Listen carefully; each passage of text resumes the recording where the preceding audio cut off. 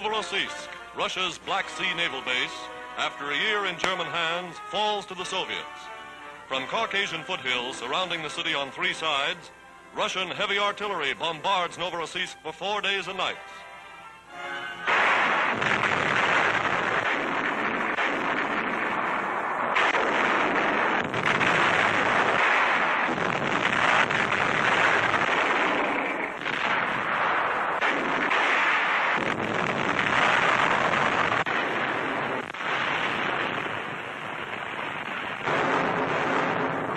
Katyushas, Russia's rocket guns, hurl their deadly message upon the enemy.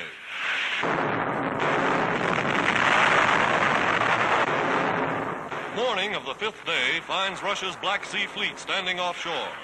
Landing barges filled with Russian Marines attack from the sea, cutting off the Nazis' last avenue of escape.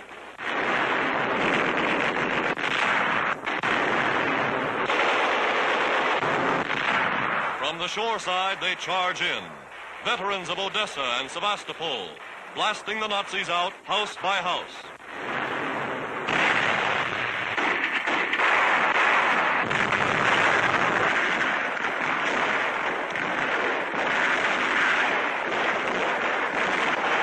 Again, the Soviet flag flies over Novorossisk, gateway to the Caucasus.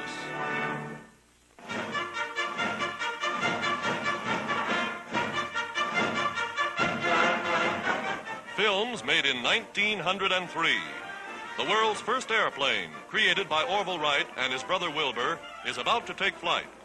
Here at Kitty Hawk, North Carolina, this primitive kite made aviation history.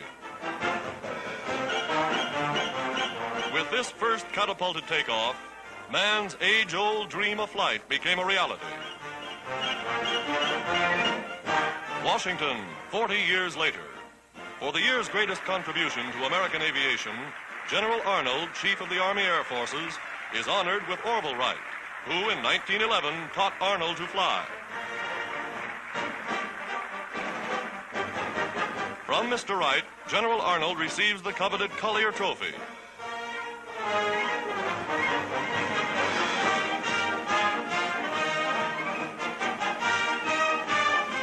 Today, great fleets of United Nations planes fly the world's airways on missions of war.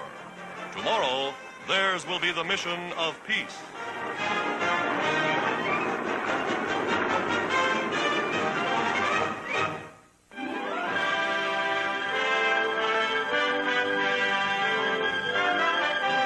Christmas at home for the President of the United States. At his New York State residence, Mr. Roosevelt spends a quiet Christmas day with his wife, their sons and daughters, and 7 grandchildren.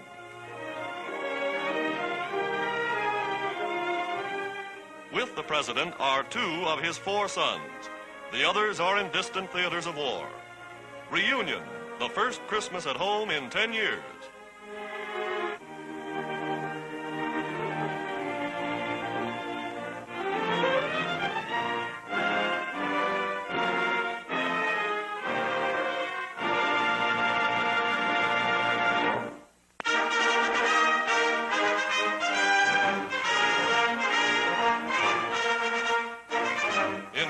Australia, youngsters who wish to follow the sea get their first training in the Merchant Navy's Cadet Corps.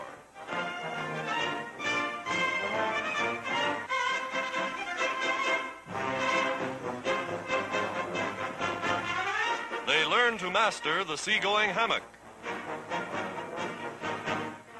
and attend classes in elementary navigation.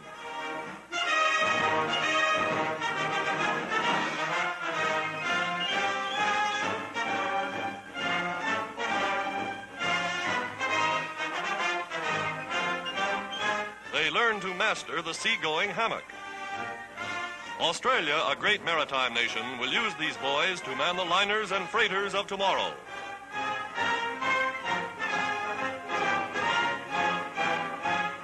They finally learn to master the seagoing hammock.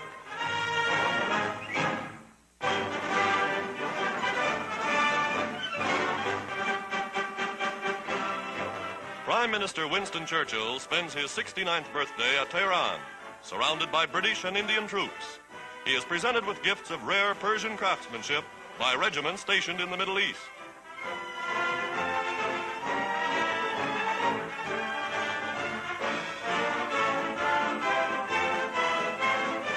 Shortly after these pictures were made, Mr. Churchill was stricken with pneumonia. Now, well on the road to recovery, he is back in the fight.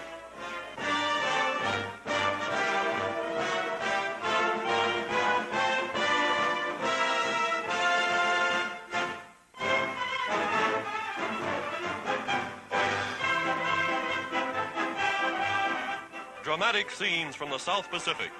United States bombers taking aboard their deadly cargoes. Nightly preparations for the incessant mass air attacks upon the Japanese in this theater of war. Final instructions, briefing the airmen call it, then targets mapped, watches checked, they set out upon their mission. Billy Mitchell bombers, B-25s, are on the line. These are the ships that surprised the Japs in those first smashing raids on Rabaul. The crew's mascot hopes he's to be taken along, but not this time.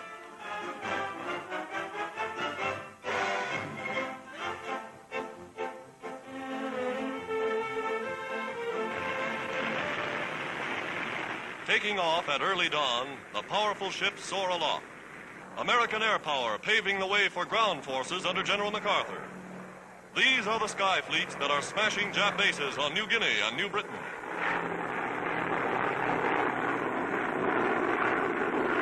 At low level, they loose their bombs upon the Jap-infested jungle.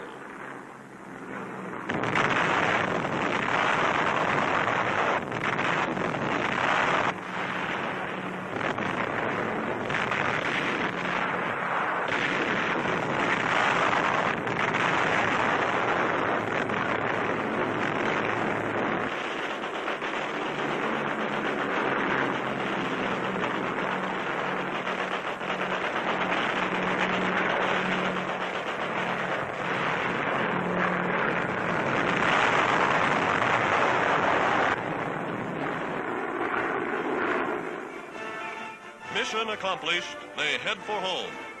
The Allies' ever-growing sky fleets bringing ever nearer the day of doom for Japan's dreams of conquest.